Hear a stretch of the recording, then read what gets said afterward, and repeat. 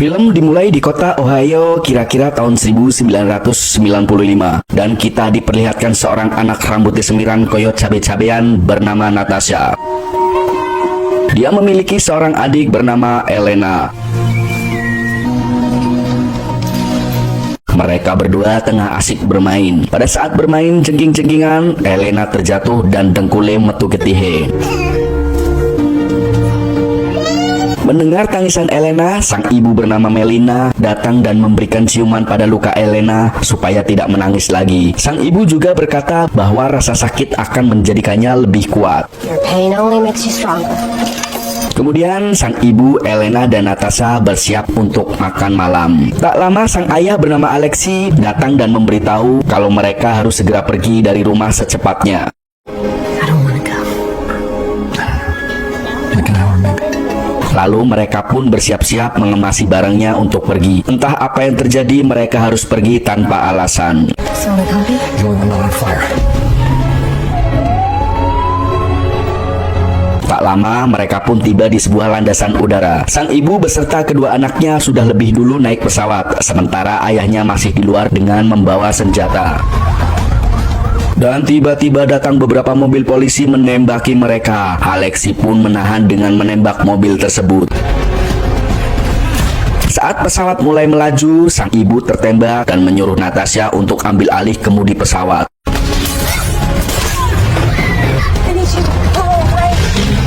Dan sang ayah kini berada di sayap pesawat sembari menembaki mobil polisi yang terus mengejar.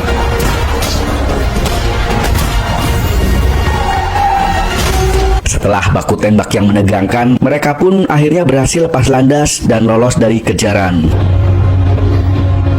Keesokan harinya mereka tiba di Kuba. Kedatangan mereka ternyata sudah disambut. Melina yang terluka akibat tertembak, ia pun segera dibawa untuk mendapat perawatan. Stronger, remember? Sementara itu Alexi menemui atasannya yang bernama Dreykov. Dreykov adalah pemimpin dari organisasi Rusia paling berbahaya. Kemudian Alexi menyerahkan data rahasia kepada Dreykov. Ternyata Alexi dan keluarganya adalah mata-mata Rusia. Dan tak lama Natasha mengambil senjata milik salah satu prajurit Dreykov karena Natasha tidak ingin dia dan adiknya dibawa anak buah Dreykov. Я буду стрелять! I wanna go back there. Terungkaplah fakta bahwa keluarga yang Natasha miliki adalah keluarga bohongan. Alexi dan Melina bukanlah orang tua kandungnya. Begitu juga dengan Elena. Mereka tidak ada hubungan darah sama sekali. Dan itu semua dilakukan untuk menjalankan misi yang dirancang oleh Dreykov. Kemudian Natasha dan Elena pun dibawa pergi untuk dilatih menjadi mesin pembunuh. Natasha.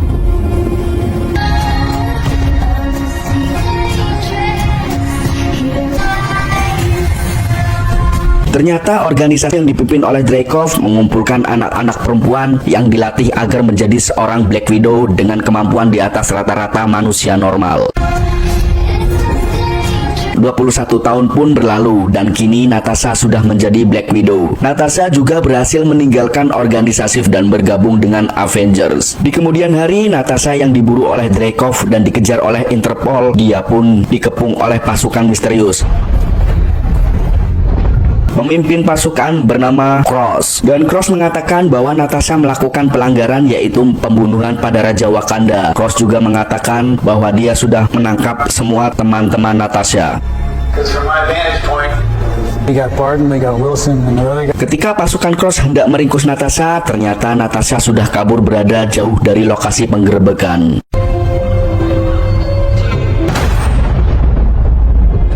Ross, retract, sir.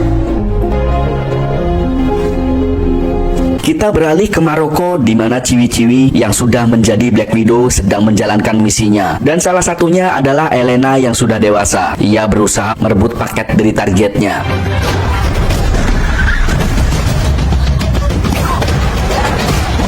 Saat Elena berhasil mengalahkan target tersebut, tiba-tiba serbuk merah ditaburkan dan Elena kembali mendapatkan kesadarannya.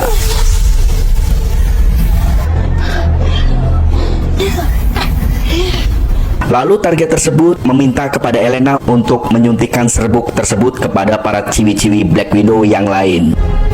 The others. Dan kemudian Elena pun membuang alat pelacak yang ditanam di kakinya. Elena, we need a status report. Di lain sisi, di markas Red Room telah mengaktifkan Taskmaster untuk memburu Elena.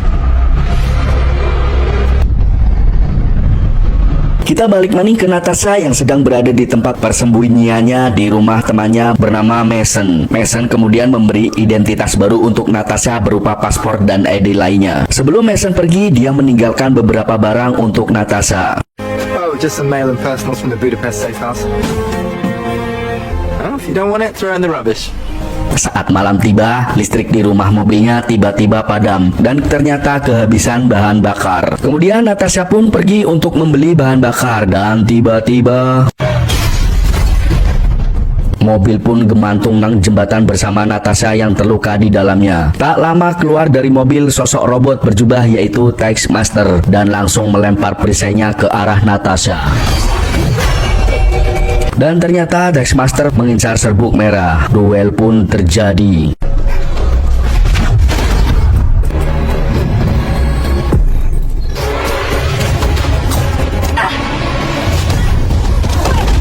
Akhirnya Natasha pun didupak dan mencolot ke sungai. Saat Taskmaster membuka paketnya, ternyata kosong. Ternyata Natasha sudah lebih dulu mengambilnya.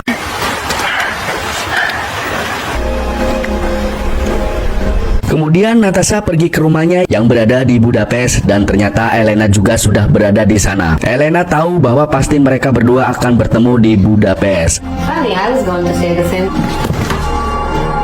Kemudian perdebatan pun terjadi karena mereka sudah 21 tahun tidak bertemu. Pertarungan pun tak terelakkan.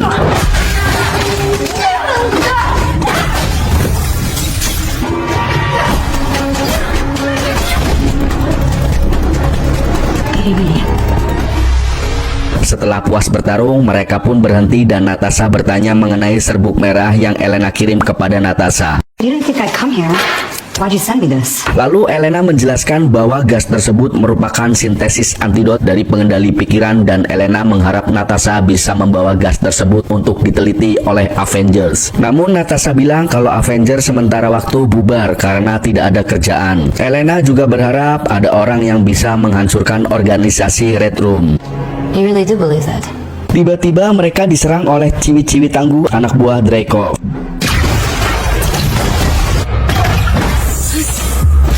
Lalu Natasha dan Elena pun mencoba untuk kabur dan musuh pun terus mengejarnya.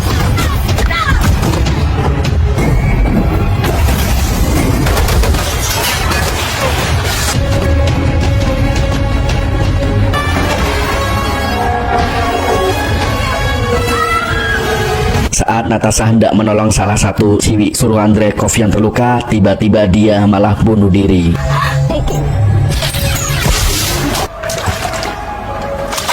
Pengejaran pun masih terus dilakukan sampai Natasha dan Elena naik motor. Tak lama dia dikejar mobil tank hingga terpental dan mencuri mobil. Aksi kejar-kejaran pun semakin menegangkan. Isn't that Ilya? You can't just sell guys' cars.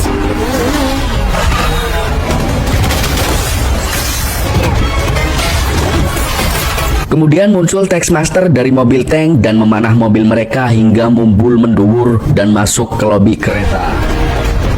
See what's on. Such a moment.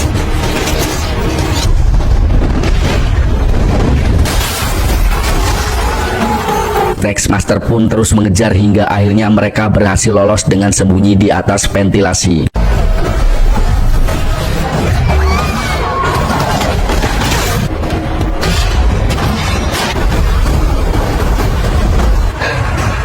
This is cozy. Elena kemudian menjelaskan bahwa robot Taskmaster adalah proyek khusus yang sedang dijalankan Dreykov. Robot tersebut sangatlah kuat dan dapat menguasai gaya bertarung lawannya. Kemudian Natasha pun curhat kalau dia telah membunuh anak kandung Dreykov dengan tujuan agar Natasha diburu dan mengetahui persembunyian Dreykov yang selalu berpindah-pindah. Karena Dreykov takut Avenger tahu keberadaannya. Saat malam tiba, Elena mendongeng bahwa pembuat gas merah adalah seorang wanita yang ia bunuh dan Elena pun menyesalinya. Kemudian mereka berdua berencana untuk menghancurkan Red Room dan menghabisi Dreykov. Then 20 survives the training, becomes a widow, the rest he kills. Keesokan harinya mereka menemui Mason yang sudah menunggu dengan kapal terbangnya karena Natasha sudah pesan akan pergi ke suatu tempat. I'll make it up to you. Kita beralih ke tempat lain di mana Alexi yang kini dipenjara dan dia sudah menua. Alexi terkenal pria tua yang paling kuat di selnya. Tidak ada satu orang pun yang mampu mengalahkan dia dengan adu panconya. Like a precious baby blanket. What year was this? Tak lama Alexi menemui penjaga sel untuk mengambil paket sebuah mainan Red Guardian. Namun saat dibuka, dia mendapatkan alat komunikasi yang langsung terhubung ke Natasha. Today's your lucky day, Alexi. Ternyata Natasha dan Elena bertujuan untuk membebaskan Alexi dari penjara. Kemudian Alexi pun mulai membuat keributan agar bisa kabur ke area penjemputan. Sedangkan Natasha dan Elena bersiap di dalam pesawatnya.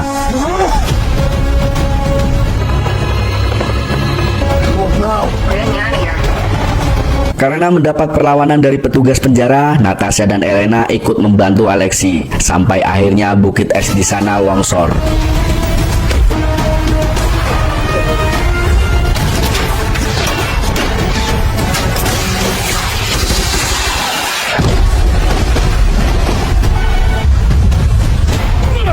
Dengan skill dan kemampuan yang mereka miliki, Alexi pun berhasil keluar dari penjara.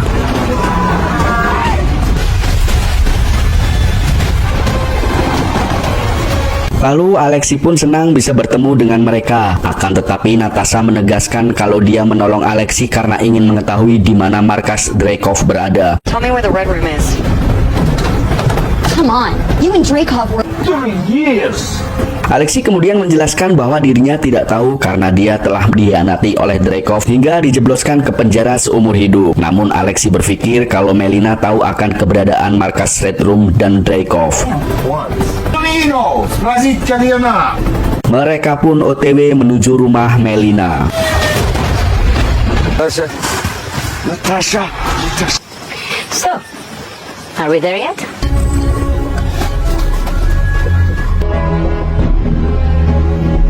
Sesampainya di sana mereka bertemu Melina. Setelah 21 tahun berpisah, akhirnya bisa berkumpul kembali. Melina pun mengajak mereka masuk ke rumahnya. Mereka kemudian mulai mendongeng ngalor ngidul ngetan ngulon. Dan dengan tingkah kocaknya, Alexi memakai kostum Red Guardian.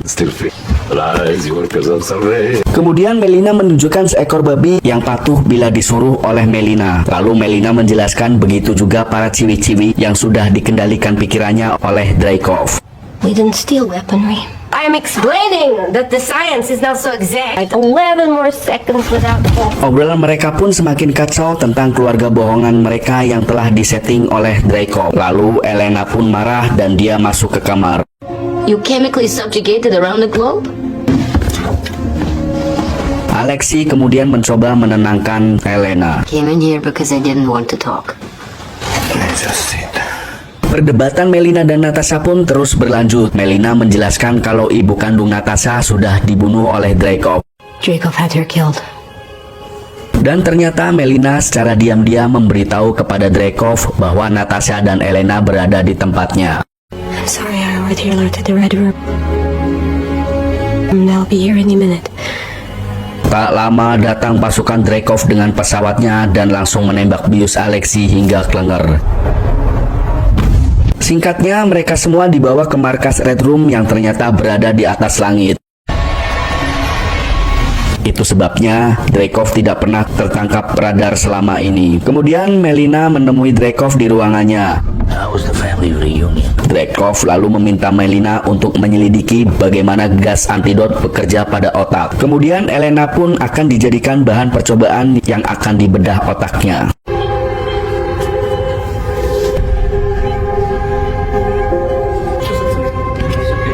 Namun Dreykov yang jenius, dia menyadari bahwa Melina yang berada di depannya adalah Natasha yang menyamar menggunakan topeng Melina. Dreykov pun langsung membuka topeng tersebut dan benar saja ternyata itu Natasha.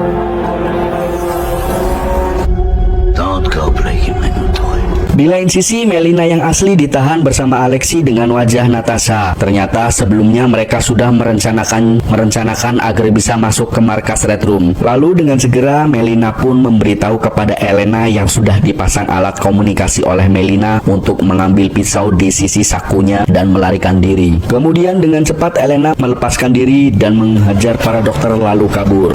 You couldn't have told me sooner? Don't throw a fit. Dan di saat yang sama Dreykov menunjukkan putrinya yang sempat dibunuh oleh Natasha, dan dia berhasil diselamatkan oleh Dreykov dengan dipasang chip pada lehernya. Nearly killed my Antonia. Of her neck. In the back of her neck. Mendengar hal itu, Natasha terkejut dan hendak menembak Dreykov. Namun hal itu tidak bisa dilakukan karena Dreykov telah menyebarkan feromon yang membuat musuhnya tidak bisa melukainya. That was a mistake.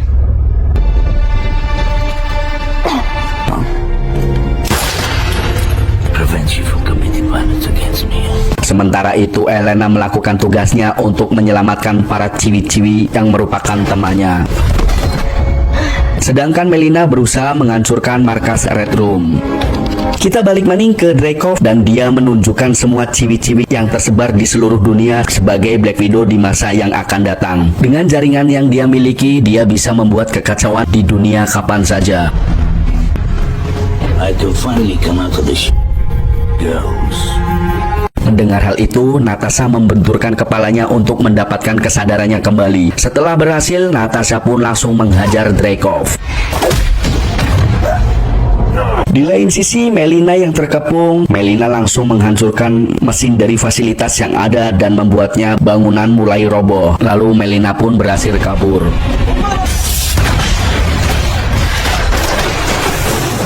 Sementara itu, Alexei berhadapan dengan robot Taskmaster. Di saat Alexei hampir kalah, tiba-tiba Melina datang dan langsung menghajar Taskmaster dan mengurungnya di ruangan kaca.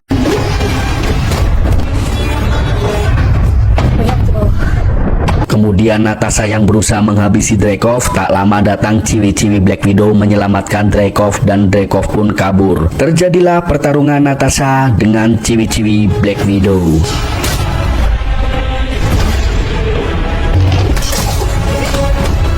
Karena jumlah ciwi-ciwi yang banyak, Natasha pun kewalahan dan terpojok. Tiba-tiba Elena datang dan langsung melepaskan gas antidot di ruangan tersebut. Dan para ciwi-ciwi Black Widow pun tersadar setelah sekian tahun lamanya menjadi budak Dreykov. Lalu para ciwi-ciwi pun disuruh keluar ke rumahnya masing-masing. Sebelum Natasha pergi, dia menyalin data milik Dreykov.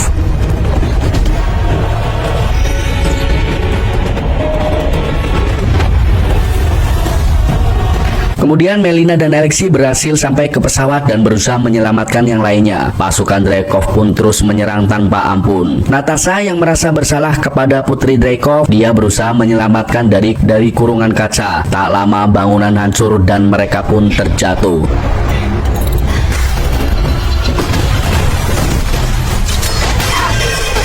Dreykov yang berhasil melarikan diri ke pesawat, lalu Elena yang melihat, dia mencoba menghentikannya dengan cara merusak sayap pesawat yang dinaiki, hingga pesawat hancur bersama Dreykov dan anak buahnya.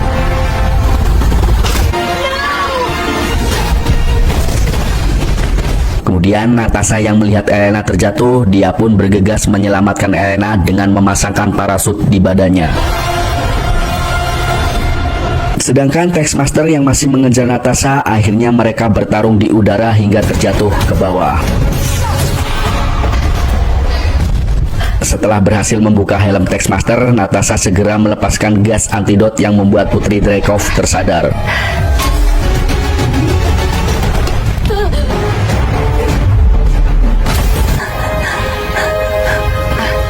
Kemudian Natasha menemui Elena yang masih selamat dan kini mereka merasakan layaknya kakak adik sesungguhnya. Alexei dan juga Melina pun selamat serta ciwi-ciwi yang lain.